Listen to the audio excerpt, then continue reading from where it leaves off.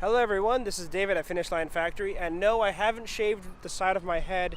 The wind is just blowing it off to the side, so deal with it.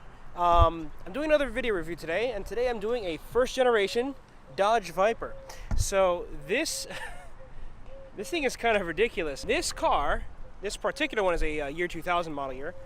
This car has an 8-liter V10 putting out 400 horsepower and 465 pound-feet of torque. It's a very torquey engine. It's made it to a 6-speed Borg Warner T56. Okay, very good, very good. Curb weight of 3,200 pounds. That's not bad. You know what? So it has the modern-wise about the torque, the horsepower output of a early 2010s Mustang, 2011 Mustang, but it's about 400 pounds lighter. In addition, what other cool stuff is there? The EPA has rated it to get 12 miles to the gallon during city driving, and 20 on, it's actually not bad for a sports car. Okay. Let's see, 0 to 60 in 4.6 seconds. Okay, that's not bad. That's pretty good. That's pretty good. And it's got some fat tires, so you can get 0.96 G in the corners. So let's go for a quick overview of the exterior and the interior of this car, and then we'll take it for a little drive. Let's go. All right, so this is a first-gen Dodge Viper. Extremely iconic vehicle from the 90s, and it's got a really, really sporty character. It's got these very large wheels. What are these, like 20s? Oh, they're 18s? The car's kind of small, so it makes the wheels look huge, those big chrome wheels. So this is an RT10. Let's see, it's got these louvers here, just for the relieving high pressure air. It's got one big NACA duct possibly for feeding the engine. It's got these weird things back here. I think these are vents. They kind of look like speakers or speaker covers. I don't know what's going on there. Got these big fender vents back here for letting the high pressure air out from behind the tire. Let's see. And you know what? I think this is actually a Targa top. I believe this part is removable. I'm not going to take it off, but yeah, there you go. Let's see, here's the doors. Take this out. Electronic buttons, okay. So it's an electronic door release. There you go. You got the tweeter. You got the speaker there. Looks like a 6-inch. All right, so there's the interior. I think the guys over at Autosport Group, I think they were using this car for some promotional purposes. They had some flyers in the over there. So pardon the mess, but man, what an interior. I think we'll get to that in a second, and my thoughts on it. What's this? Warning, hot exhaust pipe below door opening. Oh yeah, that's right, because the exhaust pipe, well, I think they changed it a little bit on the later models. The exhaust pipe actually is side exit. I don't see it anywhere. I think they changed it. Let's look on the other side. It's got these crazy side exit exhausts that are actually right next to your ear. So I think the deal is the exhaust pipe runs right under here, so this part can get actually pretty hot. So you got to be careful when you're coming out, and actually touching that is almost unavoidable when you're exiting the vehicle. So we got the keys right here. We got the unlock button, the lock button, and the Viper label for some reason. Over here we have I'm guessing this is for the center console. And we got the big key, the Viper key. Look at that. I think the name of this guy, this logo, is actually Sneaky Pete, Dodge's official name for it. You know what? Let's pop the hood. So let's see, we've got fuse access there. We've got let's see, how do I pop the hood? You would think, Dave, why don't you just do the basic modicum of research before actually committing to doing a video? And that's not the way I like to do things. I like to figure things out as I go. It's kind of a puzzle, you know? Let's see, is it here?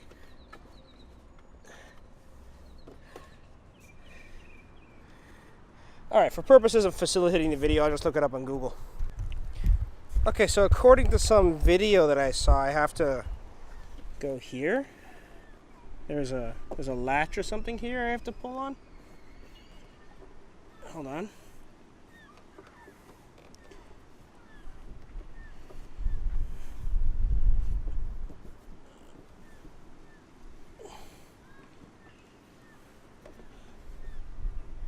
Oh.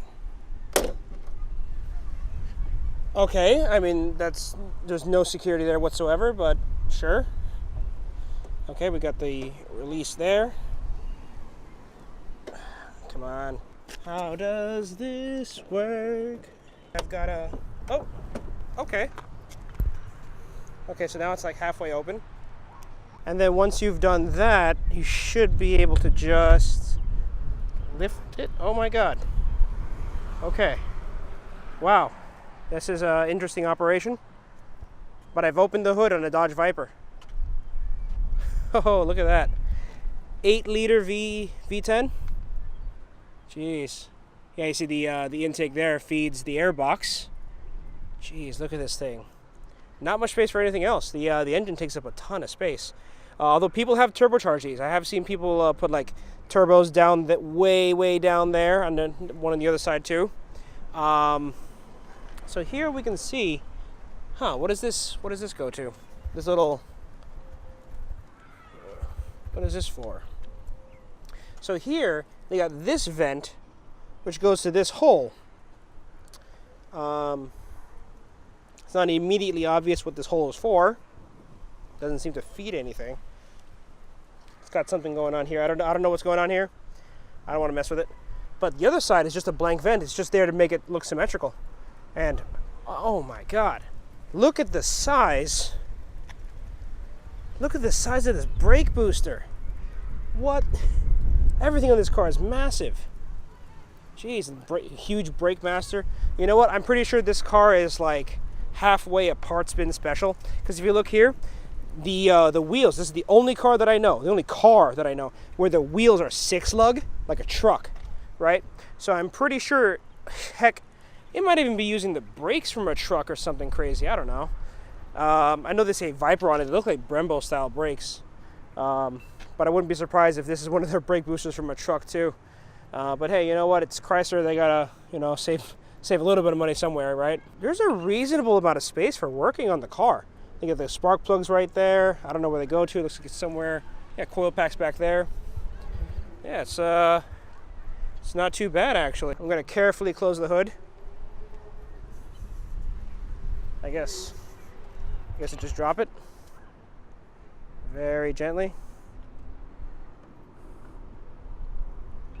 All right, and then I believe this lowers. Press downward here.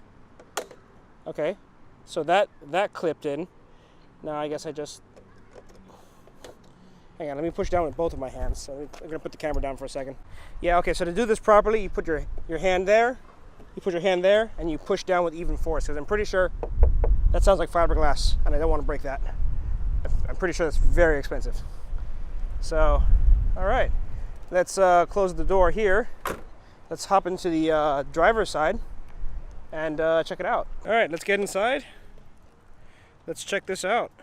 We get the key, so I don't have to dig through my pockets. All right.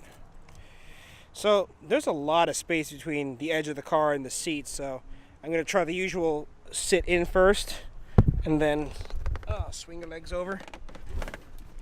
It's a bit tight. It's not too bad. So here's my impressions, right? So let's close the door. There's not a lot of space. I am a 38 waist. I sit comfortably, but there's so much stuff here. I kind of feel claustrophobic in a way. I'm not usually claustrophobic, but I kind of am, right? So here you got the tachometer, speedometer. This is actually the part of the cluster. This is a lighting LED warning light gauge. So if I open the door, for example, it says door ajar there. Let me close the door. Over here, you got these big vents. Everything's freaking massive on this car. Coolant temperature, oil pressure, fuel remaining. It's not much there, and battery voltage. Down here, you got the radio. This looks like a factory radio. It's an Alpine. Okay. AC, and here's something funny about the AC, right? So normally you've got the fan speed. You got off 1, 2, 3, right? Now on this thing, it's 1, 2, 3. If you want to turn it off, you go to this dial, and that's where you turn it off. And then if you want AC, you just direct it to where you want it to go, right?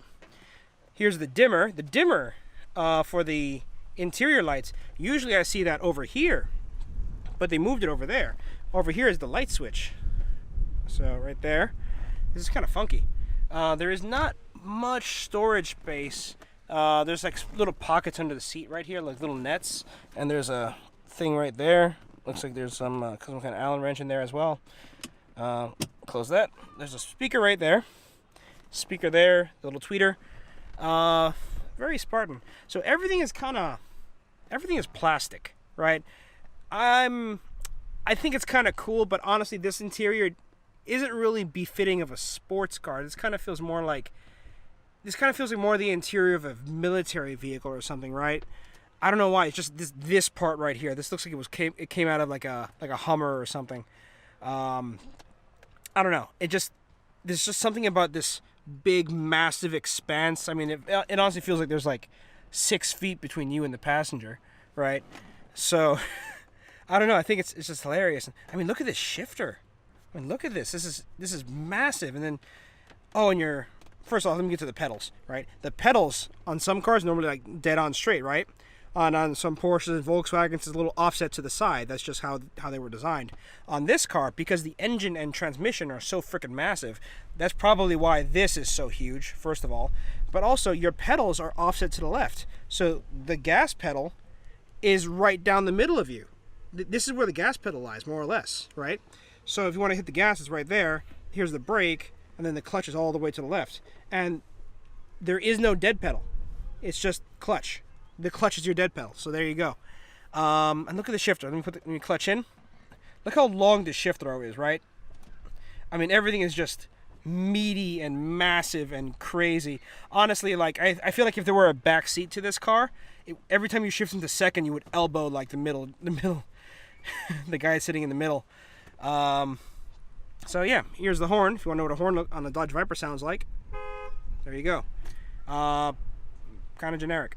All right, so let's give this 8-liter V10 a start. Oh yeah.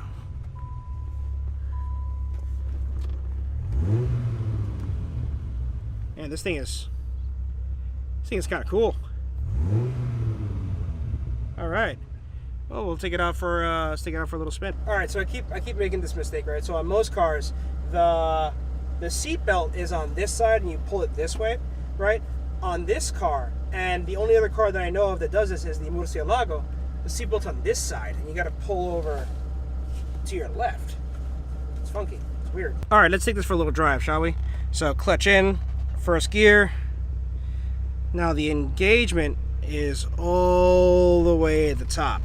Like, it's like almost the very last thing that happens before the clutch comes all the way up. You know, a lot of cars, the clutch engagement's in the middle. On this car, it's all the way at the top.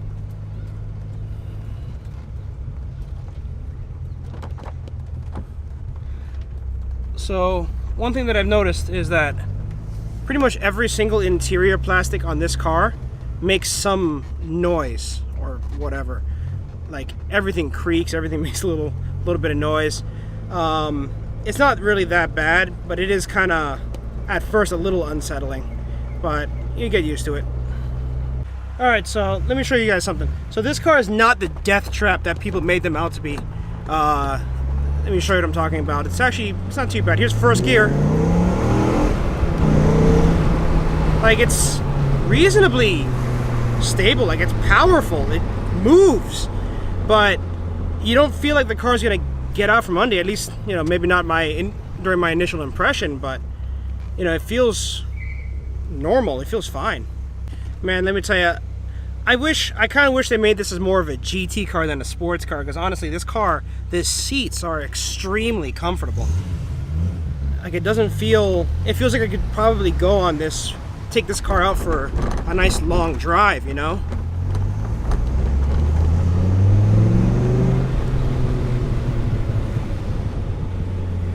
All right. And we're in traffic. Great. All right.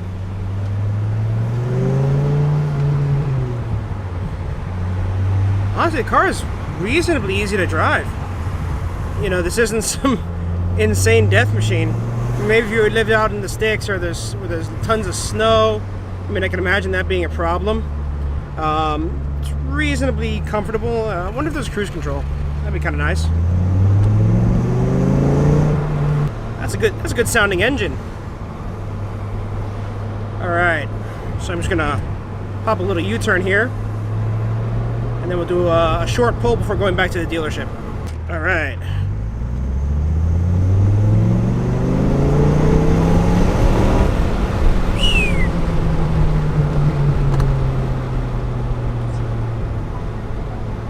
All right.